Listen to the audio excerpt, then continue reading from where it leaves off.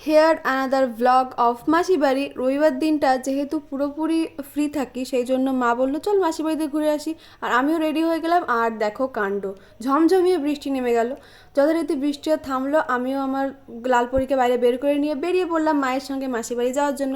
আর বৃষ্টির পরের যে আকাশটা কি ভীষণ সুন্দর লাগে দেখতে, যাদের বাড়ি গ্রামের সাইডটা তারাই বুঝতে পারবে। তারপর চলে আসলাম মাসি বাড়ি।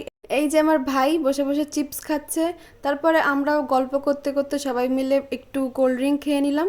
তারপর বেরোলাম বাইরে একটু চারপাশটা ঘোরার জন্য।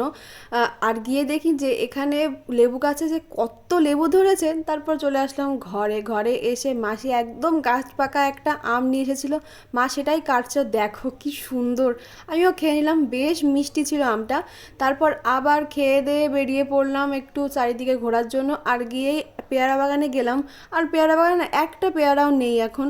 যাই হোক, অনেক কষ্ট করে এই পেয়ারাটা পেরে নিলাম। কিছুক্ষণ ঘোরাঘুরি করে অনেকগুলো ফটো তুলে চলে আসলাম মাসি বাড়ি। আর মাসি বাড়িতে এসেই আমরা চলে এসেছি ঘরের পেছনে আম গাছটাতে আম পাড়ার জন্য। তারপর যথারীতি অনেকগুলো আম পাড়া হলো এবং দেখছি যে গাছে অনেক তালের শ্বাস হয়েছে, কিন্তু পাড়ার লোক নেই। তারপর তানি যাচ্ছে বালতি নিয়ে আমগুলো, দেখো আমটা কি সুন্দর।